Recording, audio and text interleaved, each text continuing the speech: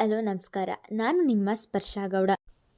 ಯಾರೆಲ್ಲ ಇನ್ನು ಕಾಮನಬಿಲ್ಲು ಕಥಾಗುಚ್ಛ ಯೂಟ್ಯೂಬ್ ಚಾನಲ್ಗೆ ಸಬ್ಸ್ಕ್ರೈಬ್ ಆಗಿಲ್ವೋ ಕೂಡಲೇ ಸಬ್ಸ್ಕ್ರೈಬ್ ಆಗಿ. ಕತೆ ಇಷ್ಟ ಆದರೆ ಶೇರ್ ಮಾಡಿ, ಲೈಕ್ ಮಾಡಿ ಹಾಗೂ ಕಮೆಂಟ್ ಮಾಡಿ. ನಾನು ಇವತ್ತು ಹೇಳ್ತಿರೋ ಕತೆ ಒಂಗಿರಣ ಭಾಗ 201. ಅಂದು ನಿಮ್ಮೊಬ್ಬರಿಗೆ ಮನೆ ನಡೆಸಲು ಕಷ್ಟವಾಗುತ್ತಿರಬಹುದು. ನಾನು ಕೂಡ ಓದಿದ್ದೇನೆ. ನಾನು ಕೆಲಸಕ್ಕೆ ಹೋದರೆ ನಿಮಗೆ ಸಹಾಯವಾಗಬಹುದು ಎಂದು ತಡೆದು ನುಡಿದಿದ್ದಳು. ರಿಷಿ ಆರಾಧ್ಯಳ ಜೊತೆ ಅವನ ಪ್ರೀತಿಯನ್ನು ಹೇಳಿಕೊಂಡಾಗಿನಿಂದ ಕೆಲಸಕ್ಕೆ ಹೋಗುವ ವಿಚಾರವನ್ನು ಅವನ ಜೊತೆ ಮಾತನಾಡಬೇಕು ಎಂದು ತುಂಬ ಪ್ರಯತ್ನ ಪಡುತ್ತಿದ್ದಳು. ಆದರೆ ಅವನು ಎಲ್ಲಿ ಕೋಪ ಮಾಡಿಕೊಳ್ಳುತ್ತಾನೋ ಎಂದು ಯೋಚಿಸಿ ಇಷ್ಟು ದಿನ ಹೇಳದೆ ಮುಚ್ಚಿಟ್ಟಿದ್ದವಳು ಇಂದು ಧೈರ್ಯ ಮಾಡಿ ಹೇಳಿದಳು. ಆರಾಧ್ಯ, ಏನು ಹೇಳ್ತಿದ್ದೀರಾ ನೀವು ಎಂದು ಹೇಳುತ್ತಿದ್ದ ಹಾಗೆ ಒಡನೆ ಅವನ ಮಡಿಲಿಂದ ಮೇಲೆದ್ದು ಕುಳಿತವಳು, ಹೌದು, ನಿಮ್ಮೊಬ್ಬರಿಗೆ ಈಗ ಇರುವ EMI ಕಟ್ಟಿಕೊಂಡು ಮನೆ ಖರ್ಚಿಗೂ ಹಣ ಹೊಂದಿಸುವುದು ಕಷ್ಟವಾಗುತ್ತದೆ. ನಾನು ಕೂಡ ಕೆಲಸಕ್ಕೆ ಹೋದರೆ ನಿಮಗೆ ಸಹಾಯವಾಗಬಹುದಲ್ಲವಾ ಎಂದು ತಡೆದು ನುಡಿದಿದ್ದಳು. ಅಂದರೆ ನಿಮ್ಮ ಮಾತಿನ ಅರ್ಥ ಏನು? ಜೀವನದಲ್ಲಿ ನಾನು ಸೋತು ಹೋಗಿದ್ದೇನೆ. ನನ್ನಿಂದ ಮಾಡಿರುವ ಸಾಲ ತೀರಿಸಲು ಆಗಲ್ಲ. ಅದಕ್ಕೆ ನಿಮ್ಮ ಸಹಾಯ ತೆಗೆದುಕೊಳ್ಳಬೇಕು.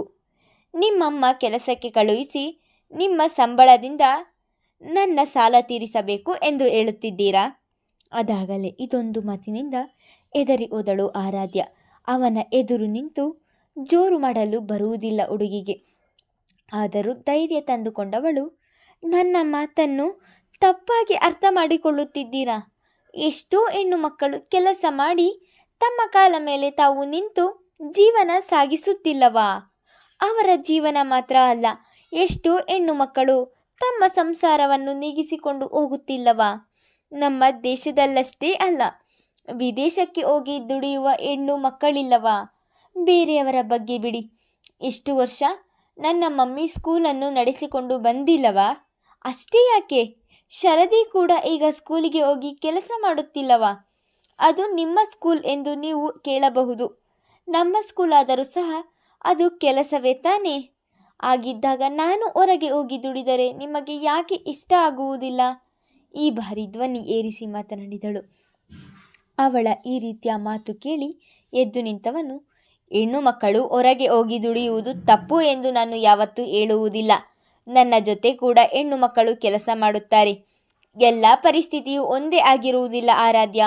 ನಿಮಗೆ ಹೇಗೆ ಬಿಡಿಸಿ ಹೇಳುವುದು ಎಂದು ಅರ್ಥವಾಗುತ್ತಿಲ್ಲ.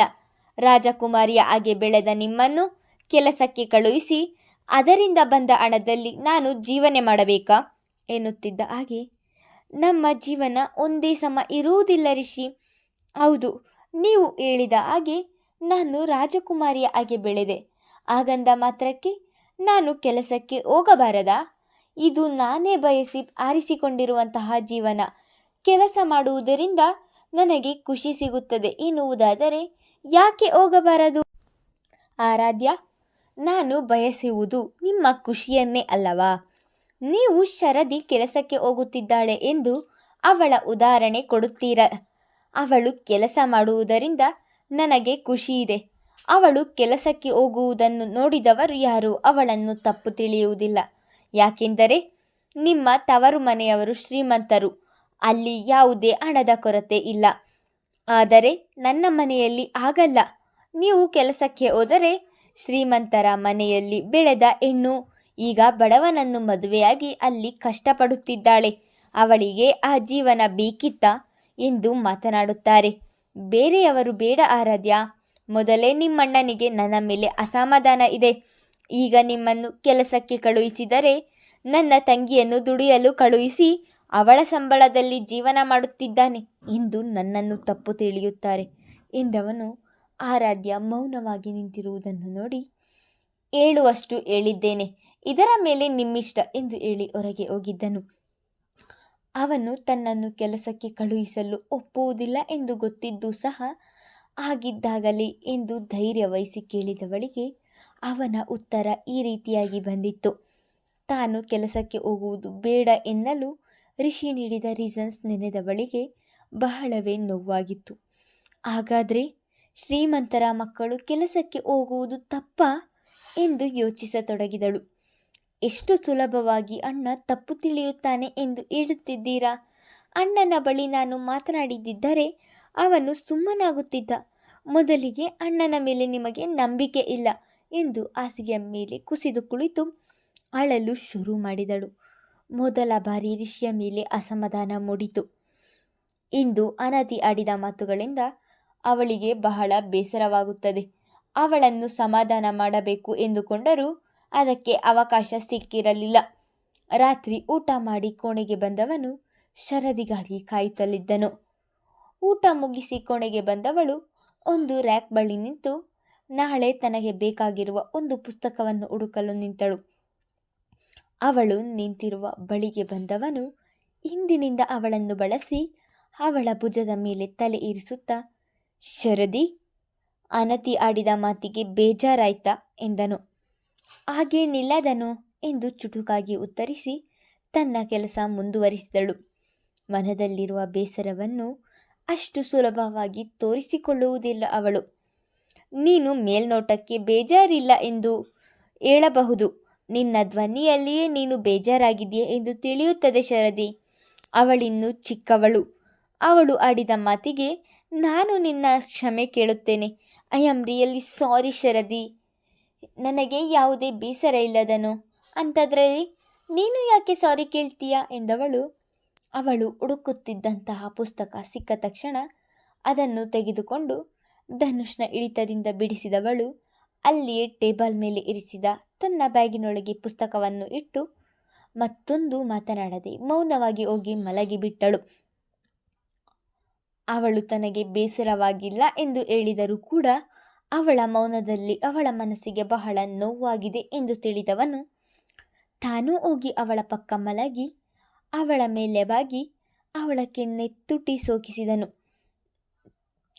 ಧನುಷ್ ಕೆನ್ನೆಗೆ ಮುತ್ತು ನೀಡಿಸುತ್ತಿದ್ದ ಹಾಗೆ ಕಣ್ಣು ಬಿಟ್ಟವಳು ಅವನ ಕಣ್ಣೊಳಗೆ ಕಳೆದೇ ಹೋದಳು. ಮನೆಯವರೆಲ್ಲ ತುಂಬ ಒಳ್ಳೆಯವರು. ಅನತಿಯ ನಡೆಗೆ ಬೇಜಾರು ಮಾಡಿಕೊಳ್ಳುವುದು ಬೇಡ ಎಂದು ಎಷ್ಟೋ ಸಲ ಅಂದುಕೊಂಡರೂ ಸಹ ಅವಳ ಮಾತುಗಳು ಪದೇ ಪದೇ ಹೃದಯಕ್ಕೆ ಇರಿದು ನೋವನ್ನುಂಟು ಮಾಡುತ್ತೇವೆ. ಅದನ್ನು ನೆನೆದವಳು ಅದಾಗಲೇ ಅವಳ ಕಣ್ಣು ತುಂಬಿತು. ಅವಳ ತುಂಬಿದ ಕಣ್ಣುಗಳನ್ನು ನೋಡಿದವನು ಶರದಿ, ಯಾಕೆ ಕಣ್ಣಲ್ಲಿ ನೀರು ಎಂದನು. ಅವಳು ನೋವು ತಿನ್ನುವುದನ್ನು ಇವನ ಹೃದಯ ಸಹಿಸುವುದಿಲ್ಲ. ಇಷ್ಟರವರೆಗೂ ತಡೆ ಹಿಡಿದಿದ್ದ ದುಃಖ ಈಗ ಹೊರಬಂದಿತ್ತು. ಒಡನೆ ತಾನೇ ಅವನ ಎದೆಯ ಮೇಲೆ ಮಲಗಿ ಜೋರಾಗಿ ಅಳಲು ಶುರು ಮಾಡಿದಳು. ಅವಳ ಅಳು ನೋಡಿ ಇವನಿಗೆ ಆತಂಕವಾಯಿತು. ಅವಳ ಭುಜ ಬಳಸಿ, ಪ್ಲೀಸ್ ಶರದಿ, ಅಳು ನಿಲ್ಲಿಸು, ಈಗ ಯಾಕೆ ಅಳುತ್ತಿದ್ದೀಯಾ ಎಂದನು. ತಾನು ಮುತ್ತು ಕೊಟ್ಟಿದ್ದಕ್ಕೆ ಏನಾದರೂ ಅಳುತ್ತಿದ್ದಾಳಾ ಎನ್ನುವ ಭಯ ಕೂಡ ಆವರಿಸಿತು. ಅನತಿಯ ಮಾತಿಗೆ ನಾನು ಕೂಡ ಬೇಜಾರು ಮಾಡಿಕೊಳ್ಳಬಾರದು ಎಂದು ಯೋಚಿಸಿದರೂ ಸಹ ಅವಳ ಒಂದೊಂದು ಮಾತು ತುಂಬ ನೋವು ಮಾಡುತ್ತದೆ. ಧನು, ನಾನು ನಿನಗೆ ತಕ್ಕನಾದ ಹೆಂಡತಿಯಲ್ಲವಾ? ನನ್ನ ಡ್ರೆಸ್ಸಿಂಗ್ ಸೆನ್ಸ್ ಚೆನ್ನಾಗಿಲ್ಲವಾ ಎಂದು ಅದಾಗಲೇ ಬಿಕ್ಕಳಿಸಿ ಅಳಲು ಶುರು ಮಾಡಿದಳು. ಅವಳು ಮಕ್ಕಳ ಹಾಗೆ ಅಳುತ್ತಿರುವುದನ್ನು ನೋಡಿದವನಿಗೆ ಮನಸ್ಸಿಗೆ ಬಹಳವೇ ನೋವಾಯಿತು. ಅವಳ ಬೆನ್ನು ದಡವಿ, ಶರದಿ, ಮೊದಲು ಅಳುವುದನ್ನು ನಿಲ್ಲಿಸು ಎಂದನು. ಆದರೂ ಸಹ ಇನ್ನೂ ಅಳುತ್ತಲೇ ಇದ್ದಳು ಹುಡುಗಿ. ಶರದಿ, ನಿನ್ನಂತಹ ಹೆಂಡತಿಯನ್ನು ಪಡೆಯಲು ನಾನು ಪುಣ್ಯ ಮಾಡಿದ್ದೇನೆ. ನನ್ನಂತಹ ಕೋಪಿಷ್ಟನನ್ನು ಸಹಿಸಿದವಳು ನೀನು. ನಮ್ಮಿಬ್ಬರ ಮಧ್ಯೆ ಇರುವ ಮನಸ್ತಾಪವನ್ನು ಮನೆಯವರಿಗೆ ತಿಳಿಯದ ಹಾಗೆ ಎಲ್ಲರ ಜೊತೆ ಹೊಂದಿಕೊಂಡವಳು ನೀನು. ಒಳ್ಳೆಯ ಹೆಂಡತಿ ಮಾತ್ರ ಅಲ್ಲ, ಒಳ್ಳೆಯ ಸೊಸೆ ಕೂಡ. ಇನ್ನು ಹೇಳಬೇಕು ಎಂದರೆ ನಾನೇ ನಿನಗೆ ತಕ್ಕನಾದ ಗಂಡ ಆಗ್ತೀನೋ ಇಲ್ಲವೋ ಗೊತ್ತಿಲ್ಲ. ಆದರೆ ನೀನು ಪರ್ಫೆಕ್ಟ್ ಹೆಂಡತಿ. ಇನ್ನು ಡ್ರೆಸ್ಸಿಂಗ್ಸ್ ವಿಷಯಕ್ಕೆ ಬಂದರೆ ಸೀರೆಯಲ್ಲಿ ನಿನ್ನಷ್ಟು ಸುಂದರವಾಗಿ ಯಾರೂ ಕಾಣಿಸುವುದಿಲ್ಲ ಎನಿಸುತ್ತದೆ. ಪ್ರತಿದಿನ ನೀನು ಸೀರೆ ಉಟ್ಟು ಸ್ಕೂಲಿಗೆ ಹೋಗುತ್ತಿದ್ದರೆ ಎಷ್ಟು ಚೆನ್ನಾಗಿ ಕಾಣಿಸುತ್ತೀಯ ಗೊತ್ತಾ? ಈಗಲೂ ನೀನು ಕಾಲೇಜು ಹುಡುಗಿಯ ರೀತಿ ಇದ್ದೀಯ.